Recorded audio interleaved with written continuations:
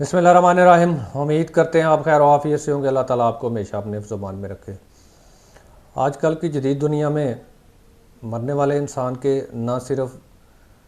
ज़मीन के हवाले से विरासत होती है उसकी, और बैंक अकाउंट्स के हवाले से, पैसों के हवाले से, बल्कि आजकल के दौर में डिजिटल विरासत भी होती है।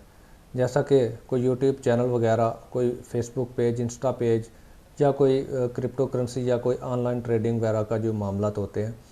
आज इस वीडियो में हम आपके साथ डिस्कस करने वाले हैं कि क्या अगर एक शख्स खुदा खास्ता फ़ौत हो जाता है तो उसके जो डिजिटल एसेट हैं क्या उनकी विरासत होती है, क्या उनके वर्सा को उसी तरह जिस तरह वो अपनी ज़िंदगी में उन अकाउंट्स को, उन चैनल्स को प्रमोट कर रहा होता है और उनको ऑपरेट कर रहा होता है, क्या उनके वारिस लीगली तौर पर उसी तरह उसको ऑपरेट कर सकते हैं? क्या पाकिस्तान में ऐसा कोई लॉ मौजूद है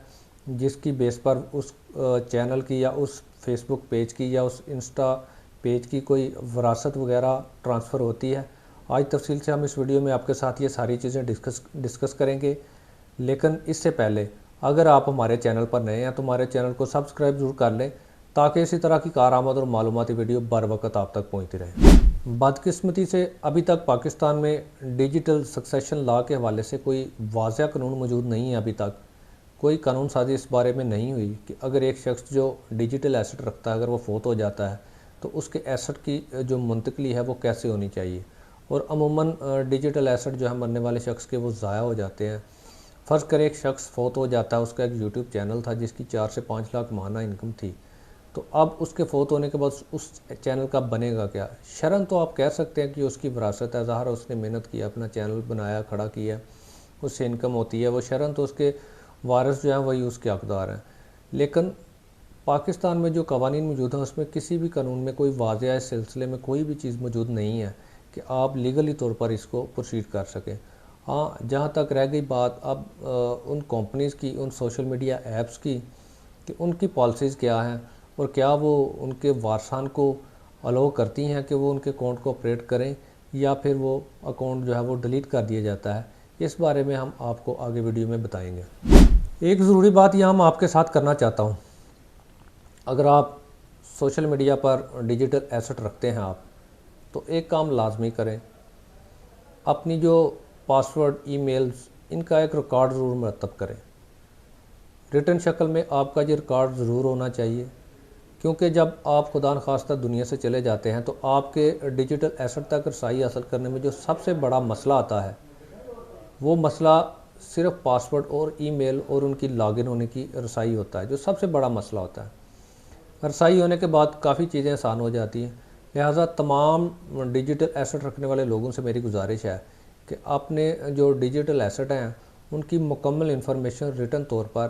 किसी डायरी में, किसी पेपर पर ज़रूर महफूज करके उसको रख छोड़ें, ताकि आपके बाद वो आपके वर्सा के काम आए और वो आपके अकाउंट को ऑपरेट करने के काबिल हो सके। अब बाज़ का तो होता यह है कि आप किसी ऐप में जिसमें आपका डिजिटल एसेट है, या आप किसी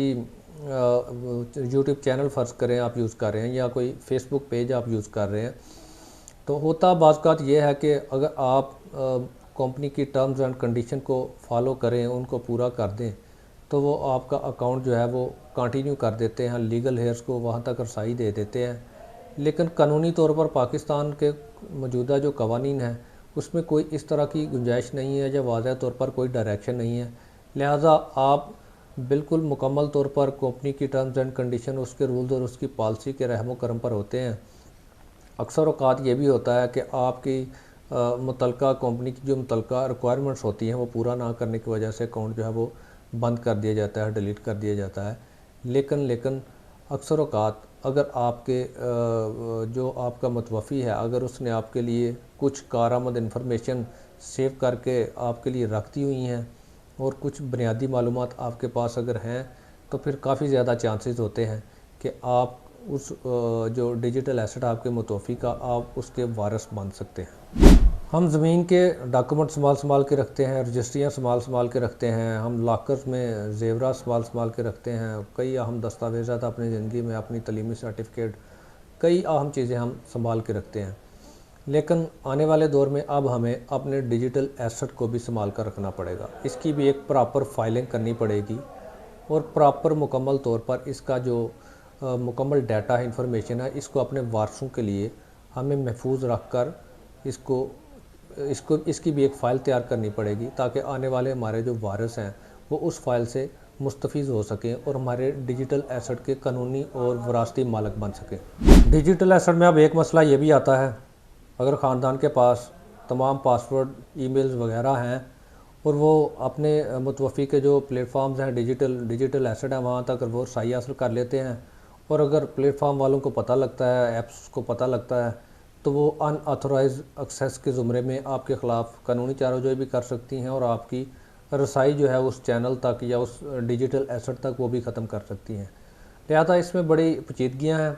अगर सादा से लफ्ज़ों में मैं कहूँ, अगर आप ये पूछें कि क्या मरने वाले के डिजिटल एसेट का वारिस उसके मुतवफ़ी जो है, उसके जो वारसान हैं वो मुकर्रर हो सकते हैं, तो इसका सादा सा जवाब है बिल्कुल नहीं।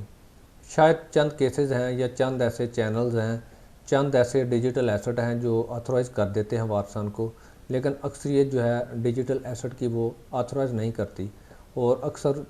जो डिजिटल एसेट हैं वो ज़ाया हो जाते हैं और वारसान को उन तक रसाई नहीं दी जाती। इस वीडियो के तवज्जुह से हम हुकूमत पाकिस्तान और मुतल्लिका अथॉरिटी से भी दरख्वास्त करते हैं कि इस पहलू पर भी कानून साजी की जाए। तमाम जो डिजिटल प्लेटफॉर्म्स हैं, सोशल प्लेटफॉर्म्स हैं, उनके साथ रब्ता करके उनसे मिल के मामलात को तय किया जाए और एक बड़ी मजबूत और मुनज़्ज़म किस्म की कानून साजी इस बारे में की जाए कि जो डिजिटल एसेट हैं इनकी विरासत के हवाले से जो असूल हैं वो तय किए जाएँ, ताकि